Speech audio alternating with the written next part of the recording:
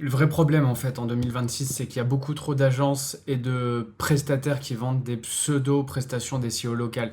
Il y a quatre trucs qui sont super primordiaux à comprendre, à voir pour tout de suite savoir si en fait tu es avec une bonne agence ou pas. Aujourd'hui, beaucoup d'agences elles vont te vendre ça en 2026 alors que c'est pas comme ça que tu vas faire venir les clients à toi sur Google. C'est les backlinks. Alors attention, je dis pas qu'il en faut pas, au contraire, c'est important mais il faut que ce soit bien fait et eux ils se contentent juste de vendre des backlinks pour des backlinks. Les articles de blog, le nombre de gens que je récupère aujourd'hui qui me disent ouais mais je suis avec une agence, ils publient 4 articles de blog par mois sur mon site internet. Mais en fait, ça marche pas pour un commerce local. Si tu es commerce local, ce qu'on veut vendre, c'est ton service dans ta ville. Et vraiment, les articles de blog, ça vient dans un deuxième, voire troisième temps. Si vraiment il y a de la concurrence ou que tu es un gros acteur, ça peut avoir de la valeur. Mais en général, on commence pas du tout par là. Et puis aussi, elles aiment bien vendre les fameux rapports PDF mensuels extraits sur SEMrush ou je ne sais quel outil qui montrent tout et pas grand chose parce que ce qu'ils vont te montrer, c'est que tu ranks sur des mots-clés qui sont souvent les mots-clés liés aux articles de blog. Donc en vrai, c'est le serpent qui se mord la queue. Ces mots-clés-là, ils attirent pas ta cible et des gens qui recherchent ton service. Donc là, je vais te montrer quatre choses importantes pour ton SEO local. La première chose que toi, tu vas pouvoir faire pour reprendre le contrôle de ton ranking, c'est tes avis. Il faut comprendre que Google lit tes avis et il s'en sert énormément pour mettre en avant ton service, notamment via Google My Business. Et bien en fait, ce qu'il faut comprendre, c'est que les avis, ils doivent être sémantiques. Super sympa, rapide, je recommande. Bah ok, c'est bien, mais c'est tout ce que ça dit. Par contre, meilleur dépannage chaudière à Lyon 6, intervention urgence en moins de 2 heures.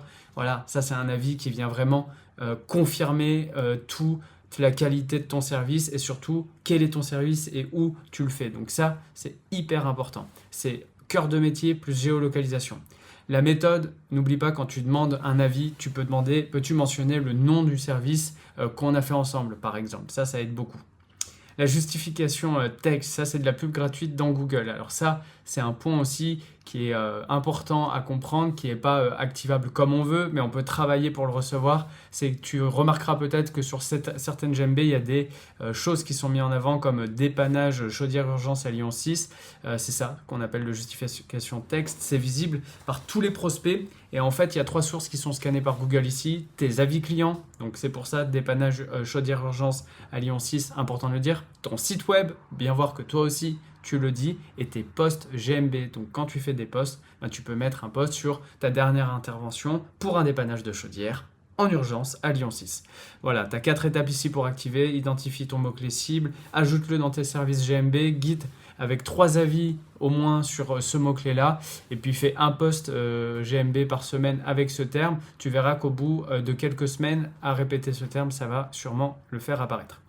Classement, donc on revient ici au reporting. Quand tu es entrepreneur local, la première chose que tu veux avant même d'aller rayonner dans toutes les villes autour de chez toi, c'est rayonner autour vraiment de ta localisation.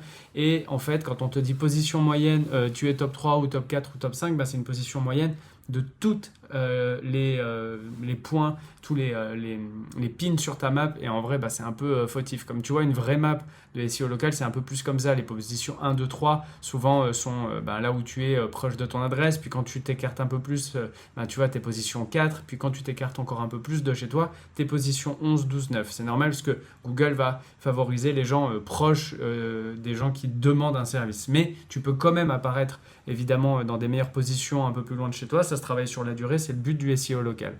Et enfin, la cohérence Snap, peu d'agences le font correctement, je trouve. L'important, c'est pas qu'elles le fassent à ta place, mais qu'elles te guident pour que toi, tu le fasses bien. C'est hyper important d'être bien référencé sur tous les annuaires les plus gros parce que Google s'en sert, crois-moi, pour valider qui tu es et valider ton existence et la véracité de tes informations. Et puis tous les annuaires secondaires, annuaires pro, etc. Et les NAP, c'est quoi? C'est name, adresse, phone. Il faut que ce soit identique à chaque fois, partout pareil. Je t'ai mis un exemple, par exemple sur ton site web, tu t'appelles Dupont Plomberie. Voici comment tu as écrit ton adresse, ton numéro de téléphone. Et puis sur page jaune, tu décides de mettre Dupont Plomberie SARL 12 R point au lieu de rue, de la Paix à Lyon, etc. Avec un numéro de téléphone fixe, etc. Eh bien, ça casse ta cohérence Snap. Donc ne fais pas ça, mais tout le temps exactement les mêmes infos, le même nom de société, etc. tels qu'ils sont inscrits sur tes papiers officiels, sur ton cabis, sur Infogreffe, etc. Une seule version de ton NAP, tu colles toujours les mêmes infos depuis partout. Donc voilà, 4 révélations qui font que tu seras mieux si tu as tout ça en tête, les signaux sémantiques dans les avis, les justifications de texte à travailler pour ton CTR, le classement géolocalisé et la cohérence Snap. Il y a évidemment énormément d'autres trucs à faire en SEO local, mais commence par ça, déjà tu verras la différence, et si tu veux vraiment savoir tout ce que tu peux faire pour devenir le plus visible de ta zone, eh bien tu commandes checklist en dessous de cette vidéo.